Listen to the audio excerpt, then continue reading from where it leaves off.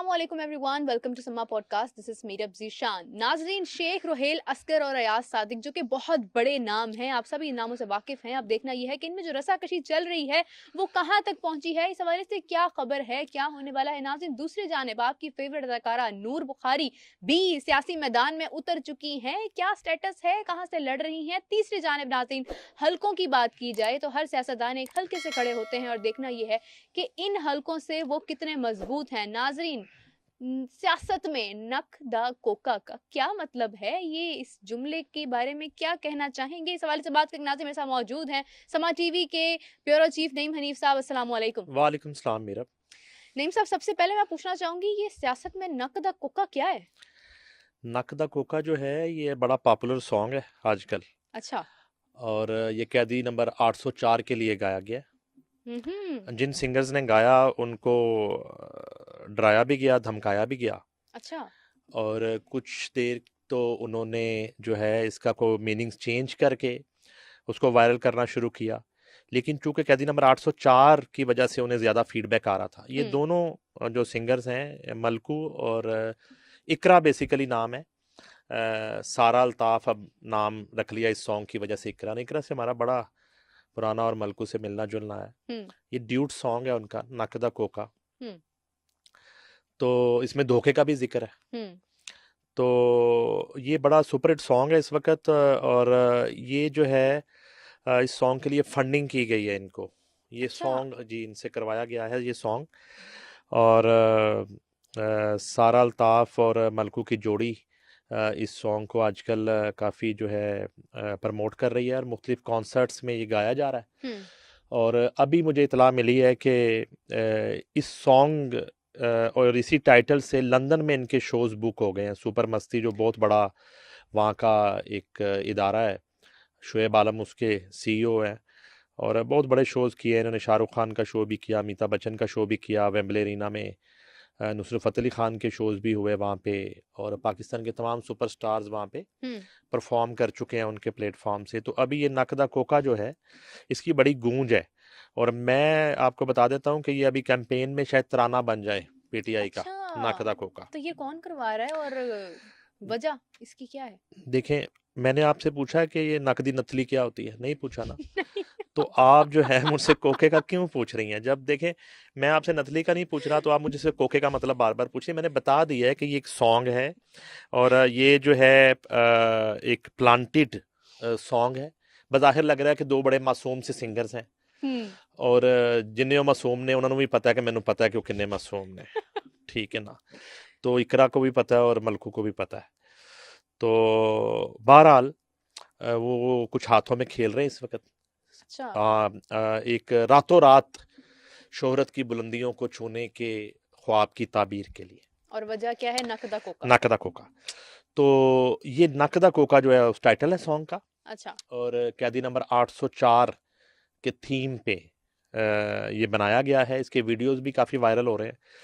तो ये जो है वो पहले ये आर्टिस्ट जो है बड़े इनोसेंट होते हैं, मासूम होते हैं, मासूम बिल्कुल। होते हैं। जो दे दिया तो जाए बस गा देते हैं। वो जो है उनको पहले कुछ कॉल्स आई हैं कि आप ये हरकत जो कर रहे हैं। अच्छा, इधर कॉल्स आ रही है, उधर व्यूज़ आ रहे हैं। वाह, अब वो क्या कॉल्स को बात देखें या व्यूज़ को देखें? व्यूज को ही देख आप रहे तो होंगे फिर तो। तो आप भी व्यूज़ की देखती हैं, आप किसको देखती हैं? आप तो सुना है कि सुबह उठ के देखती नहीं किसी तरफ बजाय व्यूज़ के सिवा।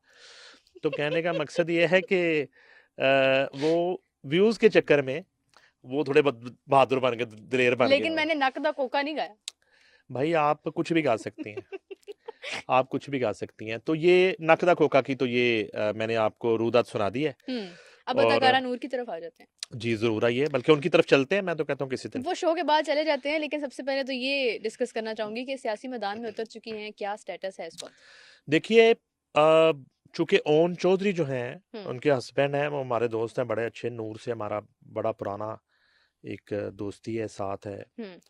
और चूंकि ओन चौधरी अब बराह रास्त पॉलिटिक्स कर रहे हैं, बड़ी तगड़ी पॉलिटिक्स कर रहे हैं।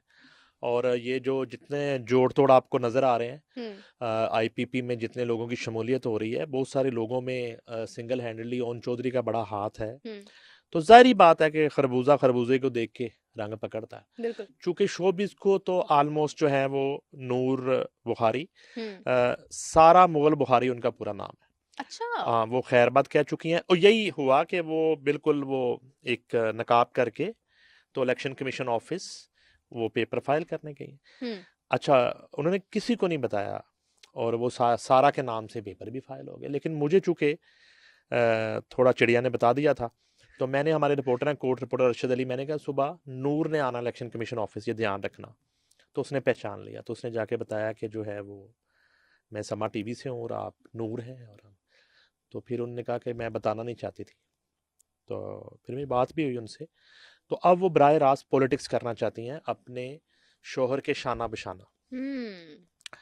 और मैं समझता हूँ कि आना चाहिए, ख़वातीन को भी आना चाहिए, और फ़नून लतीफ़ा से जो लोग हैं, और मैं आपको बताऊं कि ये जो है बड़ा पोटेंशियल है इनके अंदर। और नूर बुहारी का तीसरा नंबर है रिजर्व सीट पे, आईपीपी को जो अभी लिस्ट जारी की गई है हम्म। उस पे तीसरा नंबर है। यानी कि अगर 5 सीट्स पे हम्म। एक रिजर्व सीट आपको मिल रही है, तो ये बहुत बड़ी तो बात है। 15 सीट्स अगर आईपीपी हासिल करती तो नूर बुहारी एमपीए बन जाती है, क्या बात है, मेंबर क्या पंजाब बात है। असेंबली बन जाती हैं। और मेंबर पंजाब असेंबली बनती हैं तो मैं मेरी राय ये है कि ऐसे जो है ना लोगों को आप अ, उनसे रिलेटेड शोबों की जिम्मेदारी सौंपें, कल्चर मिनिस्टर बना दें आप उनको। बिल्कुल। कलमदान जो है, बिल्कुल।